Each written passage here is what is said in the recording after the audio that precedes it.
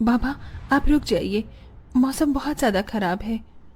मुझे तो समझ नहीं आ रहा, ये दिन पर दिन मौसम खराब होता जा रहा है। अगर ऐसे ही चलता रहा तो मजदूरी नहीं कर पाऊंगा और घर में खाने को एक दाना तक नहीं आ पाएगा। तभी बहुत तेज आंधी तूफान चलता है। अरे देखो जरा देखो, कितनी तेज तूफान चल रहा है।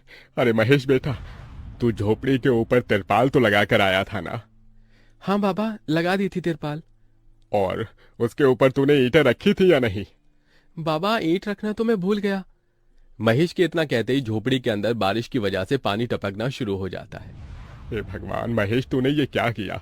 तुझे मैंने कहा था बारिश और तूफान तेज है, तुझे ईंटें रख देनी चाहिए थी।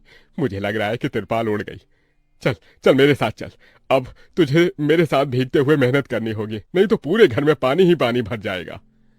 देवेश इतना बोल ही रहा था कि घर के अंदर वाकई छत से पानी टपकने लगा।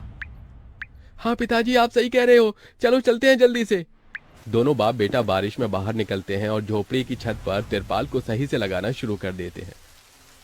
अरे बेटा, ईंट को अच्छे से रखना, कहीं ईंट गिर न जाए। ठीक है पिताजी, सही सही रखूंगा। महेश इतना कहकर अच्छे से ईंट से तिरपाल को दबाने लगता है, जिससे छत ढक जाती है और झोपड़ी में पानी टपकना बंद हो जाता है। लेकिन इसी के चलते हुए बेचारे दोनों के दोनों बहुत बुरी तरह भीग जाते हैं। अरे चलो बेटा, बहुत ठंड हो रही है, बाहर घर में चलते हैं। चलो, बरसात में मौसम बिल्कुल ठंडा हो गया है। हाँ पिताजी, आपने बिल्कुल सही कहा, चलिए। जब दोनों बाप बेटा घर के अंदर आ जाते हैं तो मेघा उन्हें सूखा कपड़ा देती है और अपना शरीर पोंछने के लिए कहती है। आप लोग अपना शरीर पोंछ लो और सूखे कपड़े पहन लो, नहीं तो ठंड लग सकती है।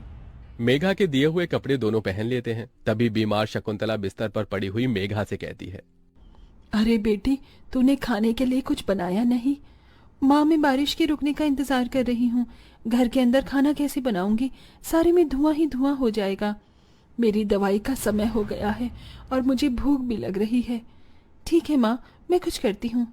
मेघा अपने सिर पर एक सफेद कट्टा रखकर बारिश से बचते हुए बाहर से कुछ ईंटें लाकर घर के अंदर ही छोटा सा चूल्हा बना लेती है और उसी पर खाना बनाना शुरू करती है। अरे बेटी, पूरे घर में धुआं ही धुआं हो गया है। पिताजी, खाना बनाना भी तो बहुत जरूरी था। मेघा जैसे तैसे करके जल्दी जल्दी खाना बना लेती है। वो खाने में नमक मिर्च वाले चावल ही बना पाती है। माँ, माँ उठो, ये लोग खाना खा लो। शकुंतला मेघा के हाथों से खाना खाती है। शकुंतला के पूरे शरीर को पैरालाइज हुआ था, जिसके कारण ना तो वो हिल सकती थी और ना ही वो उठ सकती थी। मेरी प्यारी बेटी, इतनी कम उम्र में तेरे ऊपर कितनी जिम्मेदारी आ गई।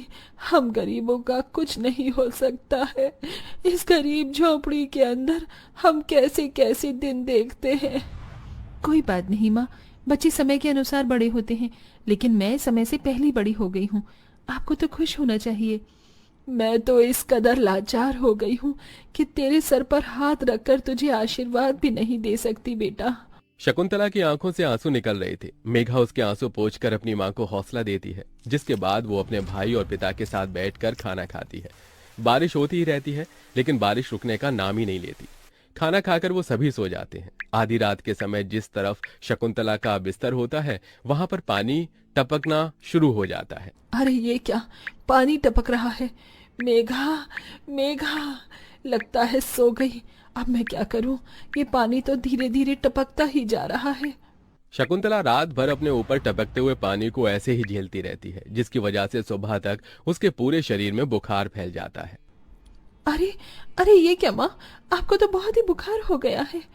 रात भर ये झोपड़ी की छत टपकती ही रही।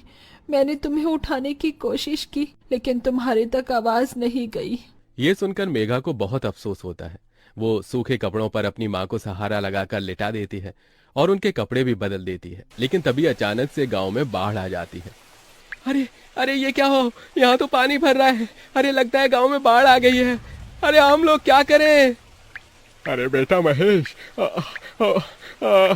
अरे भाई, अपनी माँ को कंधे पर उठा, नहीं तो हम सभी बह जाएंगे। अरे पानी में कोई जुगाड़ करता हूँ बेटा। देवेश फौरन घर के बाहर जाता है। जहां वो आसपास देखता है, उसे एक रेडी दिखाई देती है। देवेश उसे लेकर आता है, जिस पर शकुंतला को लिटा देता है। अरे चारों तरफ पानी ही पानी हो रहा है, हमें अब यहाँ से जाना होगा, नहीं तो पानी में हम डूब जाएंगे। तभी अचानक से उनकी झोपड़ी पानी में डूबकर बह जाती है। हमारी